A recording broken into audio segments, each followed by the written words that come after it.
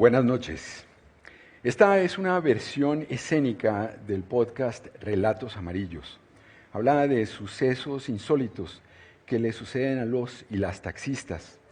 Nos subimos a los taxis para escuchar sus historias, que por razón de su trabajo son cotidianas, o algunas veces, por razón del destino o de la suerte, son extraordinarias. Dice don Jorge Velosa, son cosas del azar.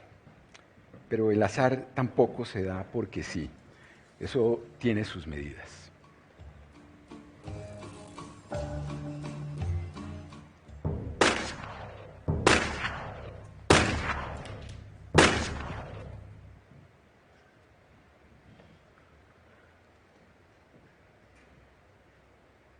¿Quién era el muerto? Mi papá. ¿Qué? Sí, lo mataron ¿Cómo así? hace muchos años. ¿Quién? Él. ¿Él? Sí, Pero ese señor está casi vegetal, no se puede mover. fue él. Así no puede matar a nadie. Ahora no, antes. ¿Qué va a hacer? Solicitó un servicio. ¿Y le va a prestar el servicio? Soy taxista, ¿no? Este relato arranca con una increíble coincidencia. Un taxista en Medellín recoge en su taxi al asesino de su padre. Yo era un niño. Nelson, así se llama nuestro taxista, vivía en el Popular 2, un barrio de Medellín. Vean, cafeterías, tiendas de ropa, tiendas de remate, barberías, mucho comercio. Hoy es un día soleado, tranquilo. Hace 21 años, en la época en que mataron al papá de Nelson, hacer este recorrido era imposible. Es decir, era posible transitar de un lado a otro, pero podía costar la vida. Acá estamos en el límite de la frontera entre el Popular 2 y el Playón. En esa época no podíamos pasar así como así. O sea, los habitantes no debíamos cruzar la frontera invisible. Quien lo hacía era tildado de sapo, sospechoso de llevar información. O era amenazado o asesinado. Esta historia no es compleja, solo incomprensible. Mis papás estaban separados pero vivían en el mismo barrio. Mi papá en el Cuadradero. Y la mamá en Cañada Negra con sus hijos, o sea, al otro lado de la frontera. Mi papá con frecuencia venía a visitarnos a mi hermana y a mí. La gente le decía, ¡No, pase. espere! ¡No, por favor, no pase, que es peligroso, no pase. mi papá decía que no estaba haciendo nada malo, que solo venía a visitar a sus hijos. Acá, donde estamos parqueados, fue donde mi papá falleció. El día del asesinato, Nelson estaba donde su papá, iba a comenzar octavo, tenía 13 años. ¡Quieto! Era un día soleado, como hoy. Hoy se refiere al día soleado de hace 21 años y al de 2017, cuando le solicitaron el servicio de taxi. Por lo general en Medellín los días son soleados. Yo estaba parqueado cuando sucedieron las cosas. Nelson salió a conseguir carreras, era 2017, 21 años después del asesinato de su padre. Ahí, una mujer me saca la mano. ¡Eh! ¡Taxi! ¡Taxi! ¡Páralo! ¡Páralo! ¡Taxi! Hay que ir allí arriba a recoger un enfermo que va para una cita. En el Medellín de hace 21 años era común que se supiera quién era el asesino. Aunque se supiera quién era el asesino, este no tenía que rendir cuentas ante la justicia ni ante nadie. Teníamos que vivir allí, en el mismo barrio, viéndolo todos los días como si nada hubiera pasado. Desde el día del asesinato hasta 2017, Nelson, o cierta parte de Nelson, vivía atrapado en varias emociones: temor, zozobra, nostalgia, soledad y deseo de venganza. De esa casa sacan en silla de ruedas al asesino de mi papá. Tenía una sonda, un hueco en la cabeza, literal. En ese momento me da un vacío. Nelson alcanzó a contar 4 disparos.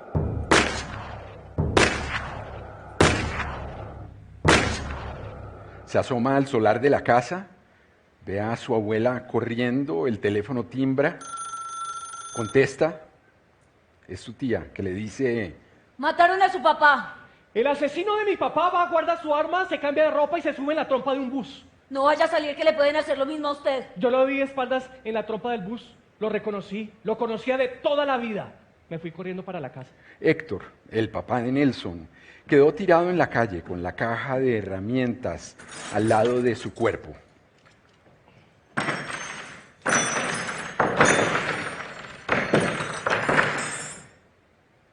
Mi papá era albañil.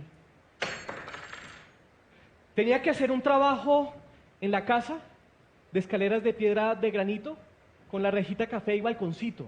4 casas antes de la frontera. Los tíos de Nelson llevaron a su papá al hospital. Allí llegó sin signos vitales. Pasito, pasito, pasito, pasito. Ahí voy bien, ahí voy bien. Ahí, está bien. Para ese hospital fue que me solicitaron el servicio. A donde mi papá no pudo llegar con vida, tenía que llevar al que lo mató. De esa casa, sacan en silla de ruedas al asesino de su papá. Tenía una sonda, un hueco en la cabeza y su mamá le limpiaba la boca a cada rato. En ese momento me da un vacío. Sentía que todo se movía alrededor. Nelson acepta que sintió un poco de alegría. Sí, no soy una santa paloma, tengo que aceptarlo. Quería dejarlo ahí, no prestarle el servicio, pero algo me detuvo. El asesino inválido y su madre se suben al taxi y le dicen a Nelson... Lo más rápido posible que vamos tarde. Nelson solo dice una frase. Claro que sí, con mucho gusto. Esta historia terminará en unos minutos. ¿Qué hubierais hecho? ¿Lo hubierais llevado o lo hubierais dejado? Yo seguramente lo hubiera dejado, pero sobre todo por no tener que ponerme a decidir. Sé que la situación por la que ha pasado Nelson es complicada, pero a mí esa situación me pasa en momentos que quizá no son tan trascendentales. También me pasa, por ejemplo, eligiendo un podcast, sobre todo los podcasts de ficción sonora. La verdad es que hay tantos. Estoy más de, no sé, algo de misterio, o quizá quiero escuchar una distopía. Bueno, lo que estoy seguro es que cuando escucho ese tipo de podcast y cuando los actores me cuentan cosas al oído, pues tengo ganas de yo también contárselo a la gente, de salir a la calle y contárselo a mis amigos, de contárselo a gente que seguramente sepa que no va a escuchar un podcast, pero que yo tengo esa necesidad, ¿no?, de hacerme amigo tanto de los actores como de conocer qué pasará más allá. El tráfico en Bogotá es agobiante. Marlene, mujer, taxista, sale a buscar carrera a cualquier hora del día o de la noche, según el turno que el dueño del taxi le otorgue. Bueno, mis bichotas empoderadas, muy, pero muy buenos días. Que Dios me las bendiga a todas mis hermosas guerreras. Esta es la historia de Marlene. Estamos a finales de junio, fecha importante para cualquier taxista, porque hoy se celebra el Día de la Virgen del Carmen, patrona de los conductores. Bueno, mis bebesotas bellas y preciosas, ya que están QAP, la mayoría de las que modulamos, las invito, niñas, a que nos unamos a celebrar la fiesta de la Virgen del Carmen este 18, decoremos los carros y nos encontremos en techo. Primera fiesta de la Virgen del Carmen de las Guerreras al volante. Bueno, niñas, solo hay que dar 5,000 pesos y van a dar lechona, misa y van a premiar primero, segundo y tercer carro decorado. Todos estos mensajes hacen parte del chat grupal Guerreras al Volante, del cual Marlene es la voz líder, o por lo menos una de ellas.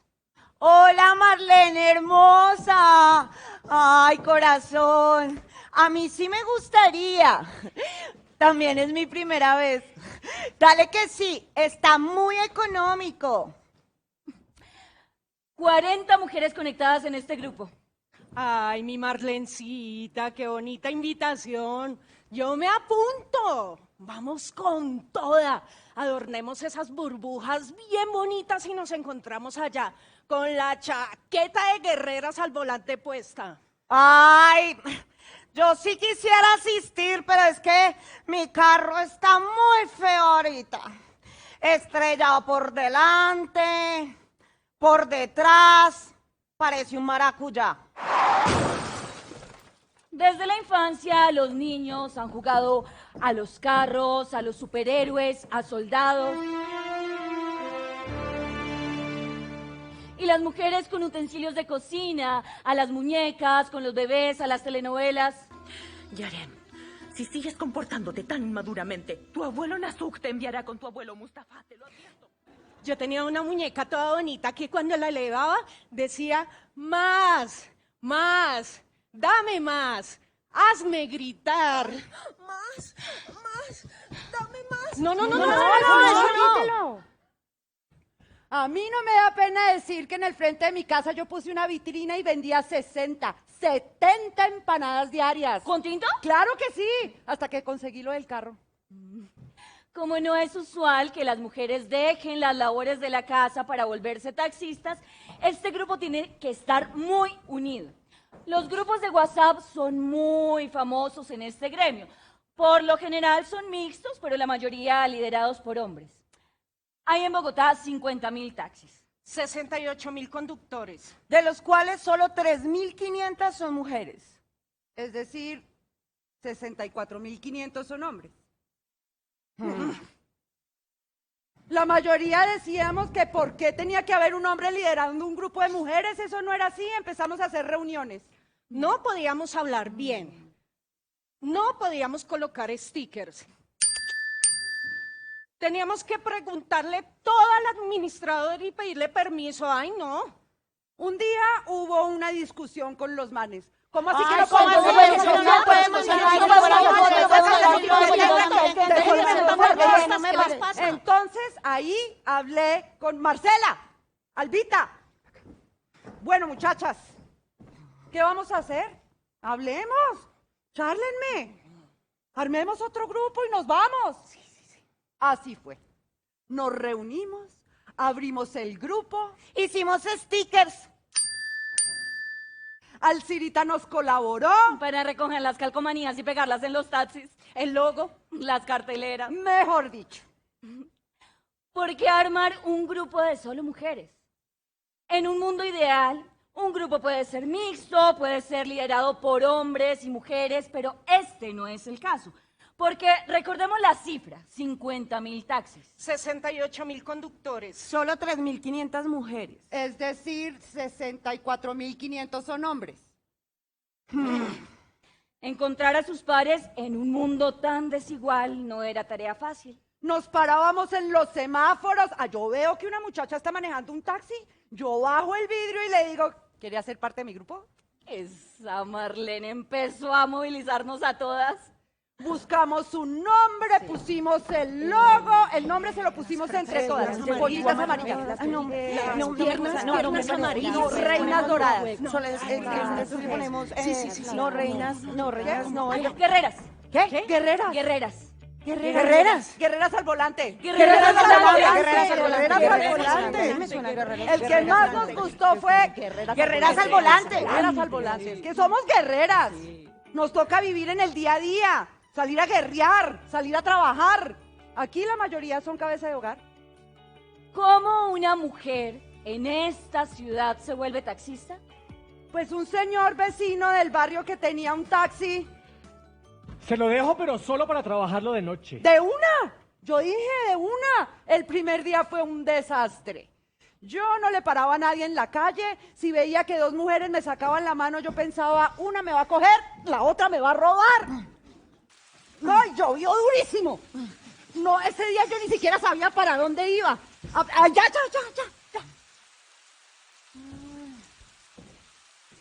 Duré 3 días sin hacerlo del producido. Me tocaba poner de mi plata para pagar. Un chat grupal era vital para navegar la ciudad, para saber por dónde había movimiento, por ejemplo. ¿Quién está por la 47, por el 20 de julio? Frente a la iglesia hay harto servicito. Mis guerreras preciosas, ¿qué pasa? Por los lados de Caracol no hay ni un solo taxi, ni uno solo. Esta historia terminará en unos minutos. Sí, la verdad es que uno se queda prácticamente sin palabras, porque ¿qué hace que el podcast nos una a todos?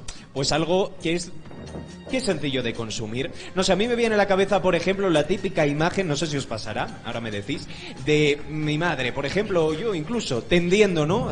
La ropa y poniéndote al día con la vecina, ¿no? Pues eso, porque al final todos somos un poco chismosos. Y esa cercanía o ese gusto por el chisme, cuando eres podcaster, pues ese chisme lo cuentas a toda la humanidad, aunque no lo recibas de vuelta. Pero sí que hace que una persona en Alemania se interese por la historia, pues bueno, de un paisa, de un madrileño, o incluso de un caleño como el protagonista de nuestra siguiente historia.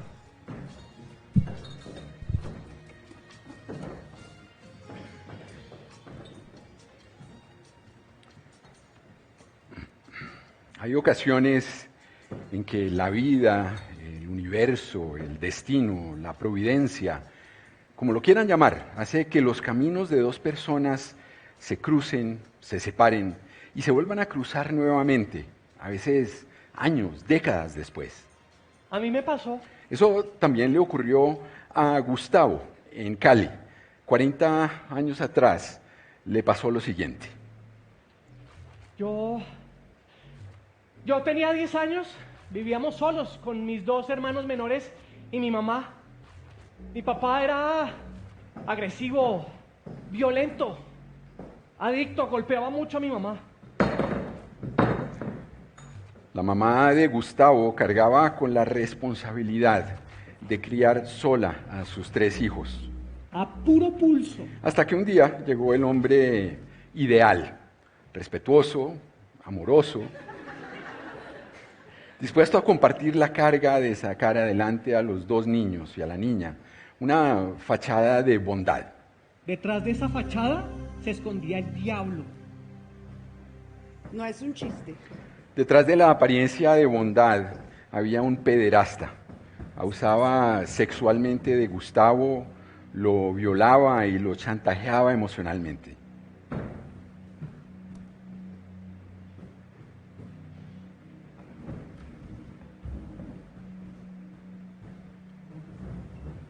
Si su mami se llega a enterar, se va a poner muy triste.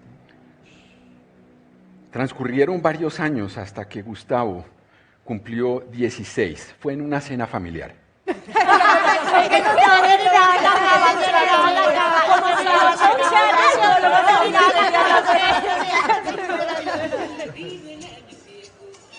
Lo conté todo.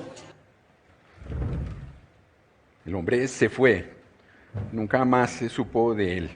23 años después, en una zona muy concurrida de Cali, se volvieron a encontrar.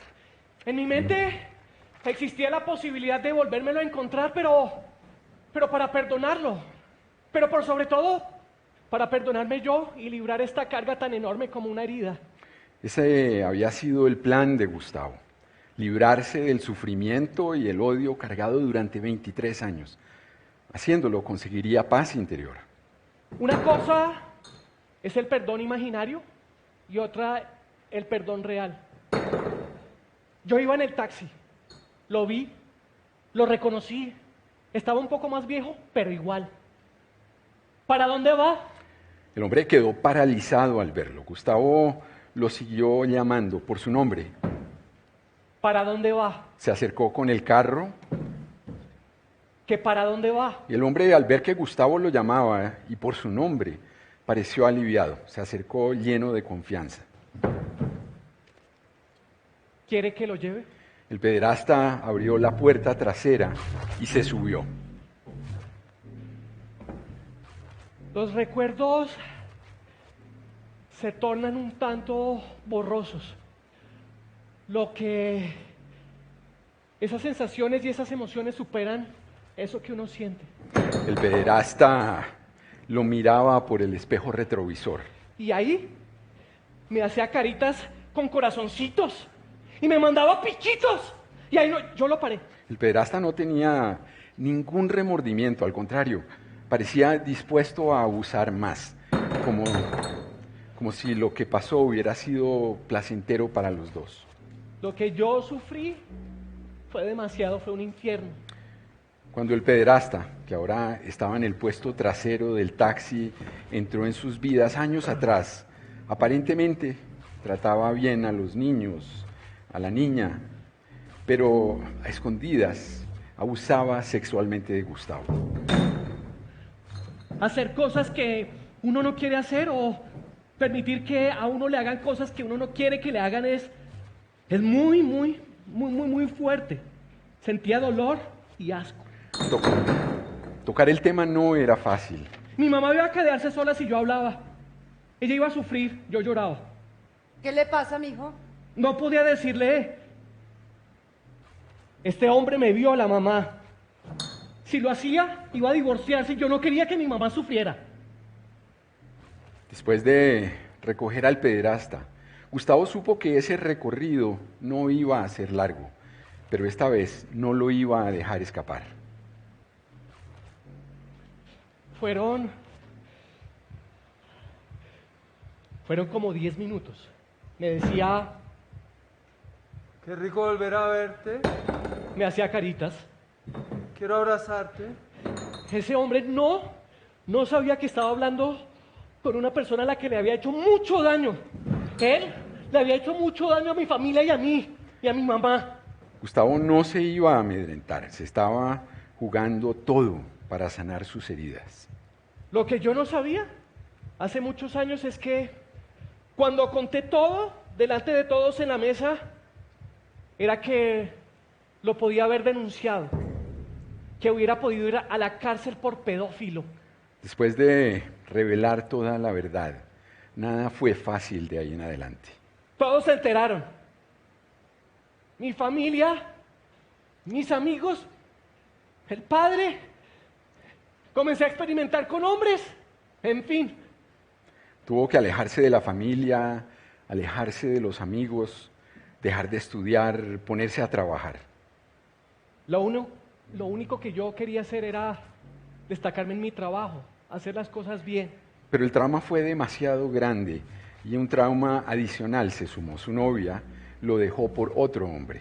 Todo comenzó a desmoronarse, pero tiempo después comencé a trabajar en un taxi, en el turno de la noche. Su existencia se volvió una espiral de excesos, sexo sin control, nuevos dolores. Por ser muy guapo, lo buscaban hombres, mujeres, transexuales. He tenido experiencias muy difíciles en la niñez y en la juventud. Llegó a cobrar por tener sexo. En el taxi cargamos con todo eso. Hay algunos que lo hacen porque les gusta, otros porque quieren experimentarlo, otros por dinero como yo. Y Gustavo se arrepiente. Me arrepiento de todo eso. Esta historia terminará en unos minutos.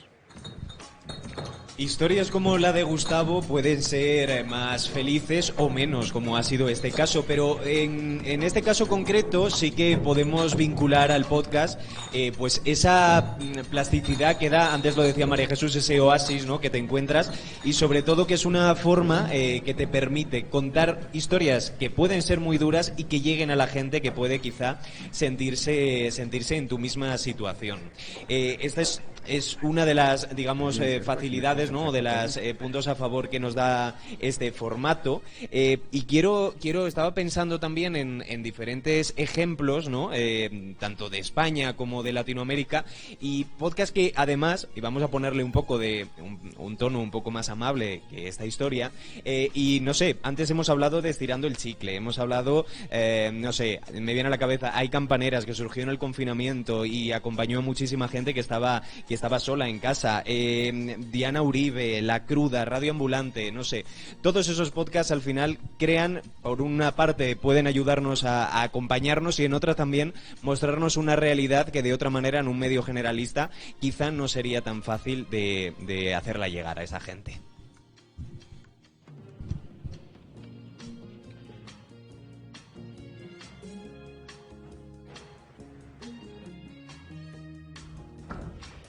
A pesar del entorno peligroso del barrio donde creció Luis Fer, nuestro personaje de esta historia, él tuvo una infancia feliz. Su familia era querida por los vecinos y su casa era como el salón de juegos donde compartían muchos niños del vecindario. Yo crecí cerca al puente de Brooklyn. No el de Nueva York, el del barrio Caicedo de Medellín.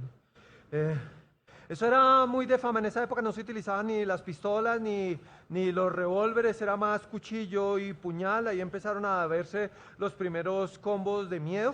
Y el más famoso era uno que se llamaba el de los chicos malos. Ellos vivían ahí cerca de donde yo vivía. Era un combo muy de fama, muy de fama. Luis Fer se puede describir con 2 adjetivos, juicioso y prudente. Gracias a eso ha sabido mantenerse a salvo. Sí, yo siempre he mantenido la distancia con todo el peligro, con la delincuencia y eso, siempre bien. Su mamá era muy generosa con los espacios del hogar y sobre todo con la comida. Sus espaguetis eran el mejor final para una tarde de juegos. Sí, la casa era re grande, re grande. Había, imagínense, 7 habitaciones, 2 patios y nosotros éramos solo 4. Eso se la pasaba solo ahí, sólido, eso, y nos la pasábamos jugando. Pues en esa época no existía ni el Nintendo ni las aplicaciones, y entonces jugábamos Jermis, bolitas, arrancayucas, Soldado Libertador, 5 huecos, eso, jugando. De todos sus amigos, al que más quería era a JC, con el que más compartían juegos y estudio. Sí, pero una vez JC empezó a juntarse con la gente, con otra gente. Empezó a juntarse con gente muy boleta ahí del barrio, gente que empezaba a querer darse farándula con droga, con motos, con armas. Entonces yo ahí no me enfoqué más en la amistad con él. La mayoría de los jóvenes de esa época estaban condenados a la delincuencia, la droga o el crimen organizado. Luis Fer, no. No, a mí me dejaron lavando carros, yo era lavador de carros, a mí me confiaban todos los carros, me confiaban carros buenos de gama alta, los Chevetes, me confiaban los Celebrities, los Dodge Dart, los Coronet, los taxis, hasta que me consiguieron lo del pase. Luego se convirtió en taxista. Sí, Lleva pero 25 años de trasegar en esta labor. siempre alejándome del peligro y de lo malo que traen las calles. Pero mantenerse al margen no es suficiente. Sí, hasta que un día hace 15 años tuve la peor pesadilla de mi vida. Era una noche normal. Sí. Carreras, servicios cancelados, uno que otro borracho, una noche como las otras. Sí, y ahí entonces por radioteléfono me pidieron un servicio. Buenas noches. Buenas noches. Para recoger un servicio. Con mucho gusto. Ya le doy el QTH. Gracias. Entonces yo fui al sitio donde me salió el servicio y cuando, empiezan a salir de esa discoteca 4 mujeres, mano. Pero usted no se imagina, las mujeres eran súper bien torneadas, bronceadas, como de gimnasio, todas con la uña nacarada, bien embambadas, con anillos, gafas de marca, mejor dicho, todo re normal. Se subieron 3 atrás y una adelante. Mor, ¿nos lleva al llanerito en Sabaneta? Con mucho gusto. Las 4 bellas mujeres salían de una famosa discoteca. Iban a un reconocido asadero de carnes, El Llanerito. Sí. Entonces, yo la llevé. A mí, mi mamá me enseñó una cosa, y es que a las mujeres siempre se les respeta. A las mujeres ni con la vista, ni con la palabra, ni con la mano, nada. En el sentido de que las mujeres pueden llevar, no importa si van poquita de ropa, si son muy bonitas, si son muy jóvenes, uno las respeta, las deja pasar, eso sí, eso me enseñó mi mamá, y más si uno sí le está prestando el servicio. Al llegar al asadero, una se bajó, fue y trajo carne para sus amigas y para Luis Fer. Imagínense, carne del Llanerito, uno que tiene sueldo de taxista, entonces, ¿cómo no le iba a recibir ese pedazo de carne? Estaban comiendo dentro del carro hasta que una de ellas le dio un pedazo de carne directamente en la boca. Uy, Entonces ahí otra vez que papitas en la boca y otra vez me manda las piernas encima de las mías y otras que la risa y que tome su tequila y todo eso, pues nada, a mí no me gusta esa vaina, pero me pareció normal y ahí seguí como haciendo el servicio. Hasta que una le dijo, Mort, Ah, ¿nos lleva allá donde estábamos? con mucho gusto. Luis Fer lo tomaba todo con buen humor. Sí, a mí no me preocupa esa vaina. La que estaba detrás de la silla comenzó a morderle la oreja. Uy. Mor, ¿qué le pasa, Mor? Pues a mí no me pareció tan malo eso, uno está acostumbrado porque uno siempre recoge, por ejemplo, usuarias que van un poquito borrachas y entonces empiezan a mandarle la mano a uno y uno las controla, pero a mí no me gustan esas cosas, a mí no me gusta eso. Volvieron a la discoteca donde las había recogido, entraron, salieron, discutieron con unos hombres de unas camionetas y subieron de nuevo al taxi. No, y entonces ahí yo veo que ellas están con unos manes de unas camionetas de gama alta, unas camionetas grandísimas, carezapo, y las mujeres los trataban re mal, les tiraban billetes, y yo dije, uy, aquí estas viejas, ¿quiénes son?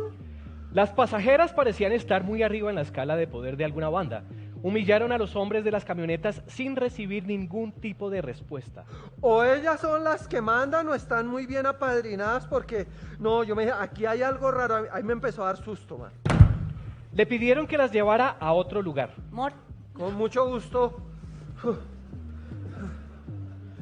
Y ahí siguieron, una vez que tocándome, otra me mandaba la mano, otra que risas, otra que un tequila, otra que fotos y pues yo estaba nervioso, pero yo, amor, a mí no me gusta eso así.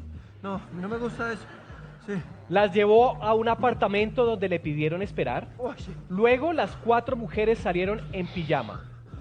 Uy, usted no imagina. Salieron 3 en pijama de seda y una con chores. Eso sí, mantenían la elegancia, seguían embambadas con sus celulares de gama alta, que en esa época casi nadie tenía celulares. Y de pronto una ahí me dice, Trago va, trago viene, coqueteos y más intentos de seducción hasta que una decidió confesarle. Mor, ah, le vamos a confesar una cosa. ajá, Es que aquí las 4 hicimos una apuesta, ¿cómo así? que íbamos a pedir un taxi y el taxista que fuera nos lo íbamos a comer. Fuera viejo, feo, lo que fuera. Usted sí es muy de buenas, ¿no?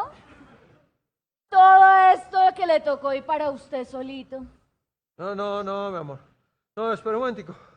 A mí no me gustan las cosas así. Mire, yo la respeto mucho. Y yo sé que de eso tan bueno no dan tanto. Y menos en esa cantidad, con esos volúmenes, no señora. A mí todo me gusta es mano a mano. No.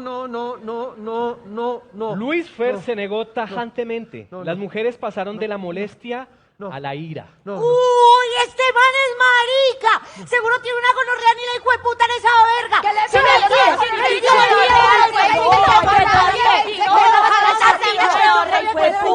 No, eso me agarraron el carro a pata y rompieron los vidrios, no, mejor dicho. Sin dejar de conducir, pensó en detenerse y bajarlas en la carretera, pero le pareció más peligroso, así que decidió llevarlas a donde ellas le habían dicho, un sector en Bello muy delicado. Sí, no, en esa época en Bello, ¿eso quién se iba a meter de noche? Entonces llegamos, yo les hice el servicio, llegamos ahí, era un callejón, eso estaba lleno de manes, man. Según los protocolos, un taxista debe activar el botón de pánico que se conecta directamente con la policía cuando hay una situación peligrosa.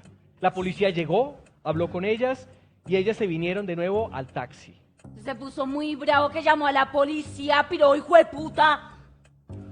La policía llegó, habló con ellas, llegaron más manes con más armas y la policía se asustó mucho, se fue y me dejó solo ahí. Esta historia terminará en unos minutos.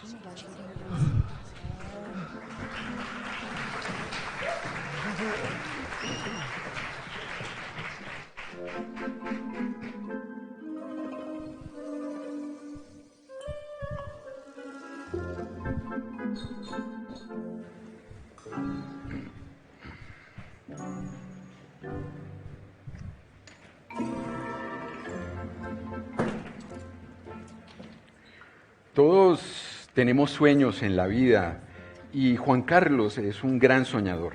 Sí. Además de locutor, ha Sí. soñado con ser actor, Sí, periodista, sí. ingeniero forestal. Sí, es que a mí me gusta todo lo que tiene que ver con la naturaleza. Estar ahí dentro del bosque, sentirse uno solo. ¿Actor? Bueno, yo pues veía mucho ese programa, protagonistas de novelas, y un día casi que me voy para allá. Esta es la última historia, la de alguien que a pesar de las dificultades se rehúsa a darse por vencido. Era un grupo de taxistas y lo que más hacían era como para poner quejas.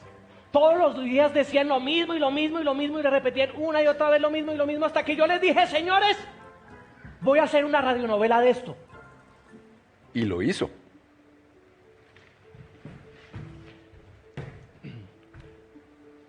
Una semana antes de que entráramos en cuarentena, el trabajo ya estaba pesado. Nos cogíamos la cabeza porque no había trabajo. Cada vez eran menos las personas que salían a la calle. ¡No! ¿Qué vamos a hacer? ¡Vamos! ¡Los taxistas nos llaman y nos llaman! Que los ayudemos con la seguridad, que los ayudemos con la administración.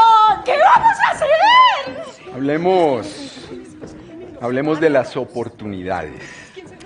Hay una idea predominante en nuestra sociedad y es que es aquella que dice que para salir adelante en la vida, lo único que se necesita es una mezcla de talento y sacrificio. ¿Cómo? Que la vida es un juego en el que a todos se nos aplican las mismas reglas. ¿Cómo?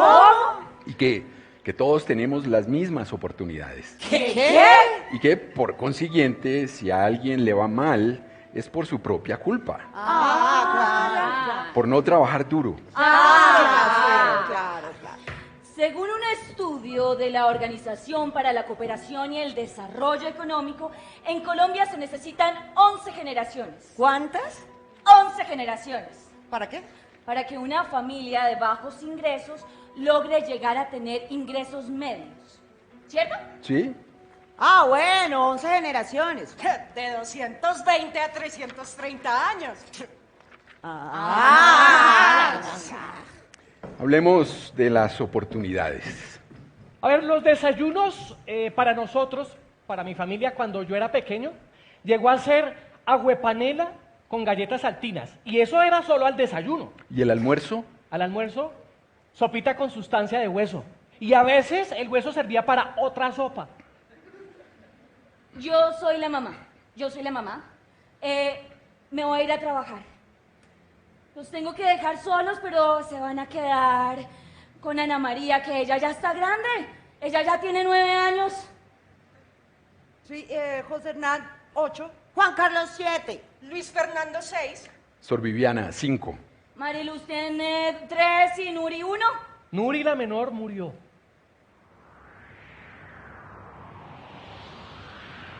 No soportó el trajín de aguantar hambre. Estaba muy mal, débil. Cuando la llevaron al hospital Uy, no, esa niña está muy mal. y no aguantó. A veces, Juan Carlos, también ha sentido que no aguanta. Es que los recuerdos de la infancia lo ponen a uno a patinar. Hubo un momento en que Juan Carlos sintió que ya no había salida o que la única salida era atentar contra su propia vida. Pero varias razones me llevaron a eso. Siempre quise tener a un papá. Luego me despidieron de un trabajo del que me iban a ascender. Mi novia me había dejado. Entonces, todo eso se acumuló y la mente comienza a maquinar cosas y cosas hasta que lo puede llevar a uno a esos extremos. En ese momento, ¿en dónde quedan los sueños de locutor, de actor? Un tipo sin estudio. ¿A quién iba a acudir yo? ¿A quién? No le importaba a nadie le interesaba. Entonces, el mundo es para que uno se lo coma o para que él se lo coma a uno. Juan Carlos no recuerda la fecha, solo sabe que fue un sábado. Hice hasta una carta. Compré baigón. Lo miraba y me preguntaba, ¿será que sí? ¿Será que no? Lo probé primero, sabía muy feo.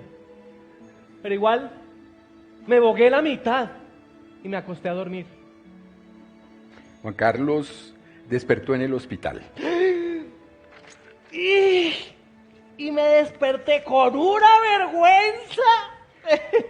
De la colección de eventos que marcan la vida de Juan Carlos, se pueden mencionar, además de el día en que logró conquistar a la que hoy es su esposa, Sí, el nacimiento de sus hijas, sí. cuando consiguió el taxi, que es la base más sólida de su sustento. O el taller esa que nos dieron a los taxistas. Formación en turismo y comunicación e inglés. Todo el grupo estaba más aburrido hasta que la profesora propuso una actividad. Ahora soy la profe. Bueno, chicos, yo sé que están aburridos, cansados, tímidos, pero necesito que se activen. Vamos, ¿quién quiere contar una historia de su vida?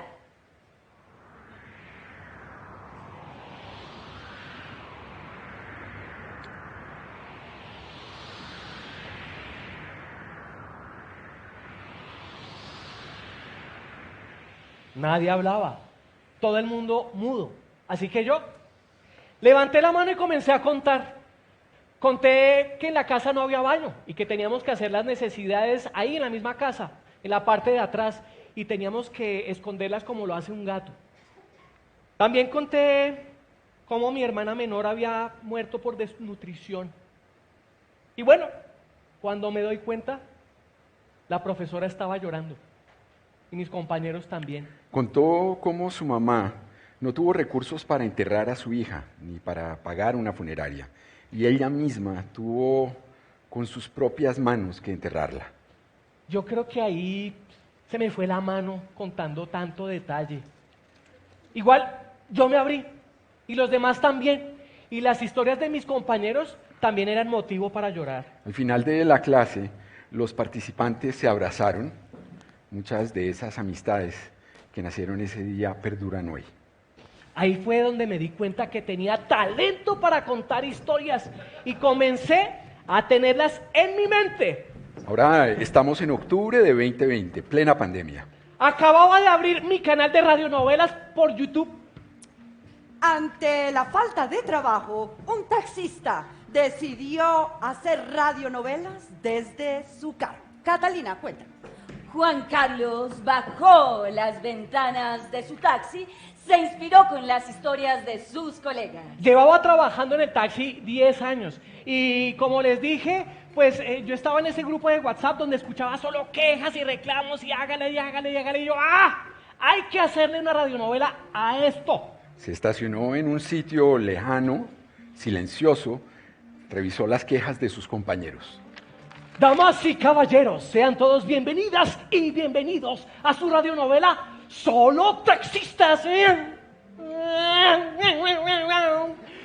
Hace algún tiempo en mi bella ciudad existía la corrupción. El guión quedó listo en media hora.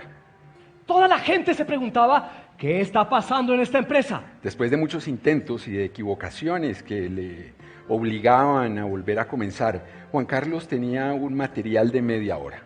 ¿Lo lanzo? ¿Será que no lo lanzo? Y entonces ahí comenzó un conflicto interno. Empecé a pelear con mis miedos, con mis temores.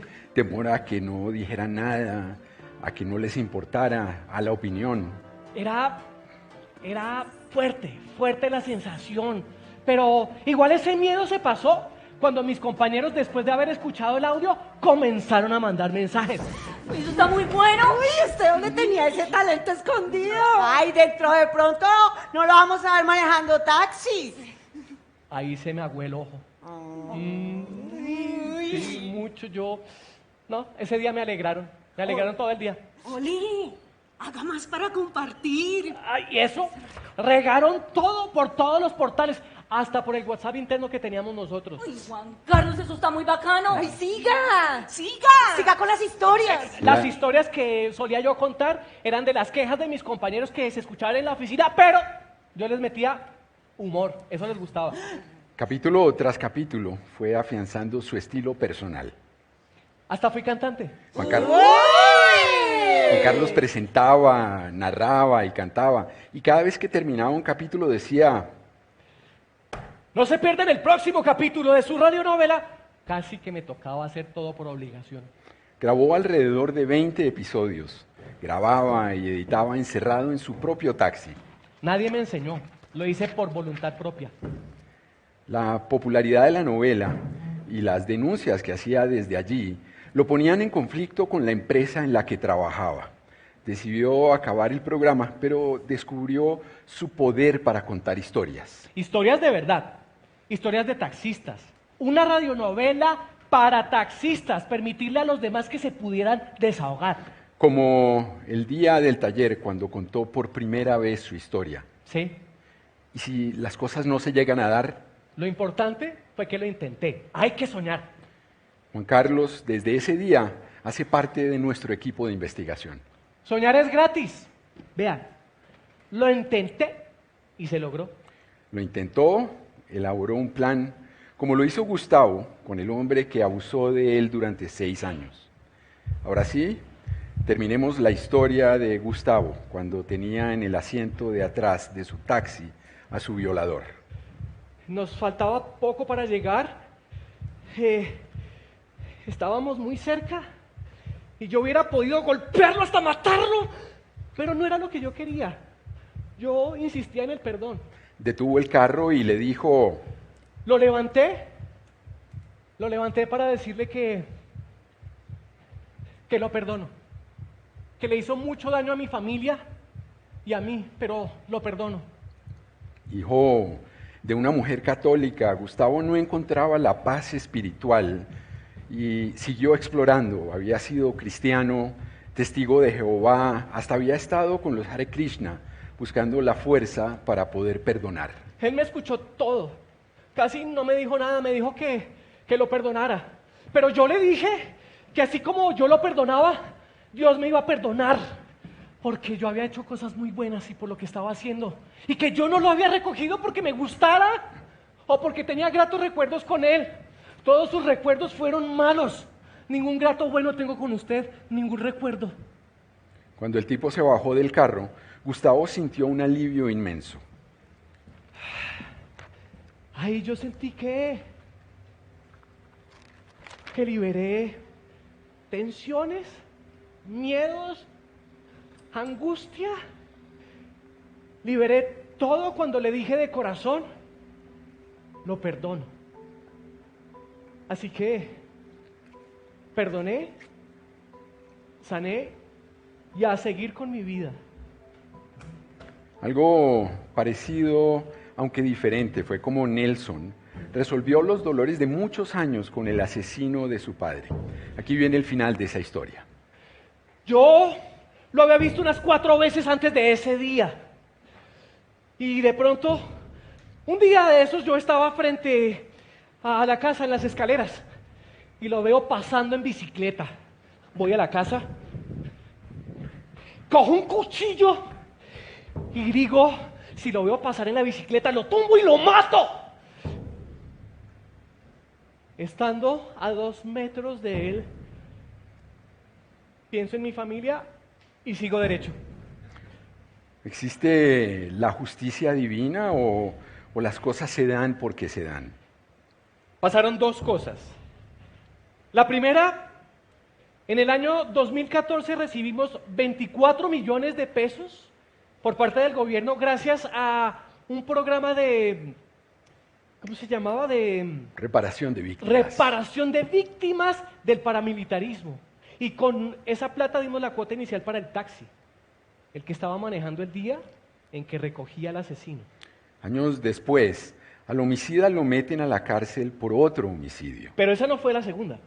La segunda fue que después de que salió de la cárcel, borracho en una moto, lo atropelló un bus y quedó así, parapléjico, con un hueco en la cabeza que jamás se le va a cerrar. Eso hizo que sanara. No, yo todavía sentía rencor en mi corazón.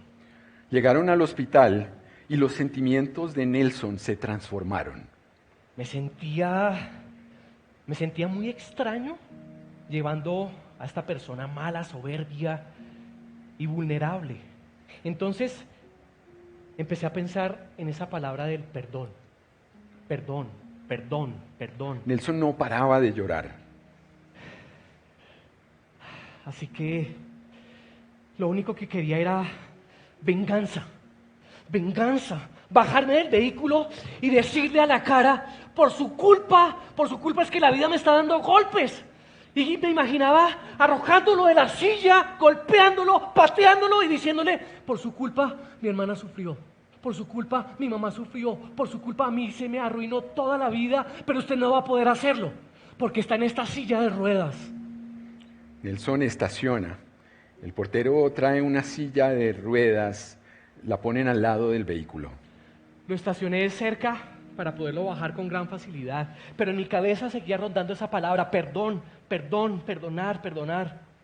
Al asesino lo bajan del carro y Nelson toma una decisión.